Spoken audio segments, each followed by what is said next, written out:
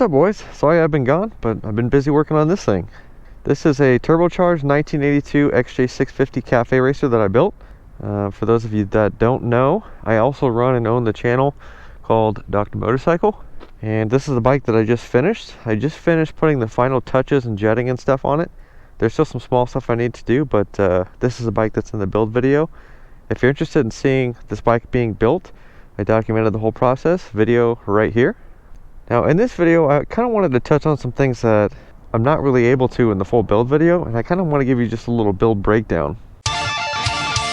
So first thing you're going to notice here is I have the turbocharger kind of tucked away in there. You also notice that I have a rear exit out the cafe racer hump exhaust. And if we take a look back here, you can see it runs right up. Looks pretty sharp. Customer paid a little bit extra to have me do that. It looks freaking sweet in my opinion. Now as far as the turbo setup goes, we do have a carbon sealed GT1549 turbo. Off the top of my head, I think these turbos can flow about 20 pounds a minute, which means technically it could support 200 horsepower in ideal conditions. Originally I had it on 10 pounds of boost, and it is spiking to about 12 and then settling to 10. You can see here I have a hob switch. I run programmable igniter boxes on all my turbo builds. So if you have a bike built by me, I will set you up with a custom ignition map, and this switches to an alternative map at 4 pounds of boost, and we're pulling about 10 degrees of timing, around peak torque a little bit more, about 11 degrees. And you can see I have a little mini plenum in there. As far as the jetting goes, I dialed this bike in on Patreon. In that video, I showed you guys how I modified the needles on these bikes to work for a 4-cylinder. When these HSR 42 carbs are made from the factory, they're actually made for the Harley big twin engine and then also the Sportster. But the needles are designed for those bikes, so if you try to run just the stock needle as delivered, you're going to have a really bad flat spot in the mid-range, especially when you're rolling on the throttle. It is currently in the richest clip. I have a 30 Pilot jet in there, and then I have a 205 main jet, and I also have a Thunder jet on there. The Thunder jet adds fuel at about half throttle and above, and it has an adjustable knob on the outside. So if I'm looking at the wideband in a pole and I'm noticing it's lean, I just open this up a little bit and that fattens the fuel up at wide open throttle. It's just nice to not have to pull the carb off and, you know, change the main jet and all that stuff. But you just turn a knob and you're done. Now as far as the tank on this bike goes, this is a Benelli Mojave tank. It is the generic ones that you can find on eBay or Amazon. It took considerable work to get this to fit on this bike, and I would not recommend doing this. It does make the bike look very unique. It took a lot of work. It took a lot of modifications to get this mounted on here. So for those of you wondering, it was a ton of work to get this tank on. I can't recommend trying to copy this because it takes a lot of massaging to get this tank on here. Suspension setup. The forks on this bike I lowered 2 inches. We ran a little bit thicker oil in them too, so it doesn't dive nearly as much like the stock bikes do.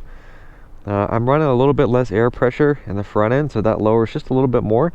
It just kind of brings the front end down a little bit. And then the rear shocks, I am unsure of the exact length. I want to say 13.5 inches or 13.25. Either way, they were a lot longer than stock, but it really helps bring the front end down and the back end up to give it that, you know, that classic cafe racer type of look. Go ahead and fire her up.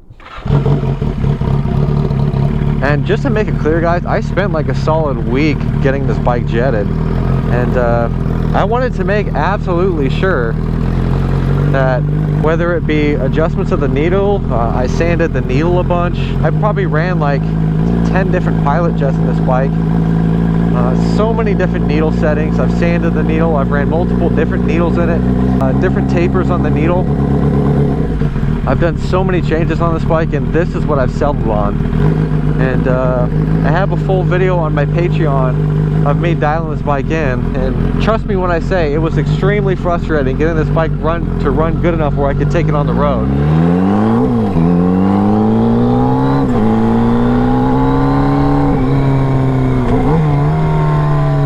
It took a lot of work, but it's finally at the point where it's rideable, and I would say she runs pretty good. This seating position is actually not nearly as aggressive as a lot of cafe racers are. I'm actually moderately upright, and if I want to, I can just kind of sit back a little bit, and I'm not even really that far away from like a drag bar setup. One One thing I will say about the shaft-driven bikes, they're definitely not the best handling bikes. And it's definitely a little bit sketchy when you're not used to the bike all that much. And you're coming into a corner a little bit hot, and you're trying to rev match the downshift, and the back tire kind of hops a little bit. The chassis just feels kind of odd when you're trying to ride it fast. I don't know if that's inherent with shaft-driven bikes. Just the way the chassis responds when you give it throttle, it just feels kind of odd. As far as the wastegate setup goes, I am running an external wastegate on here. I would have ran an internal wastegate, but I didn't have the room for it, so we ended up having to go external. It's actually not as loud as you think it would be. Alright, once it straightens out, I'm gonna drop it down into second.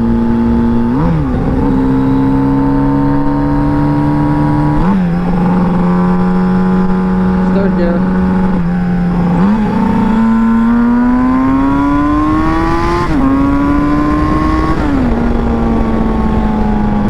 Gets going pretty good, guys.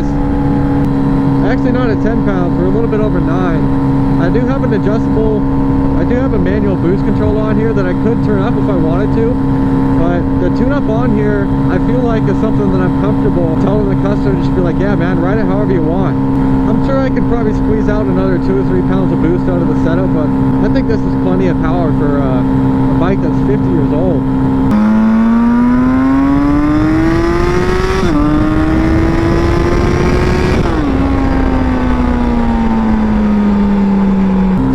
It'll just keep pulling, dude.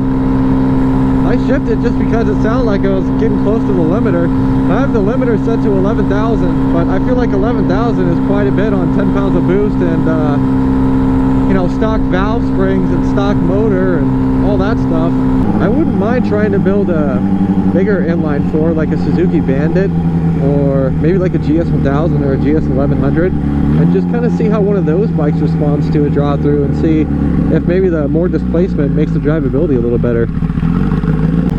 But as you guys can see, she runs pretty good. I mean, the drivability isn't terrible. You know, other than the getting into boost and all that stuff, there's really not a whole lot to talk about on this bike. You know, it kind of just rides like an old bike. You know, the brakes aren't the greatest. The suspension is, you know, okay for the time. You know, I got the forks stiffened up a little bit. I got them shortened 2 inches. And we got the eBay shocks in the back. So, I mean, it handles decent, but again, it's just an older shaft drive bike with quite a bit of power. Not much else to say about this bike. I had a lot of fun building it, a lot of fun riding it. Can't say I had a ton of fun tuning it, but she's on the road now. As far as this channel goes, guys, I'm going to be uploading more content in 2023. I'm going to be focusing less on the YouTube side of stuff for Dr. Motorcycle, and I'm going to be doing more reviews over here. I'm going to start renting bikes from places like Rideshare and Twisted Road, and I'm going to be doing reviews on some more modern bikes too. I hope you guys had a good 2022. Cheers to a good 2023, and I will see you guys next year.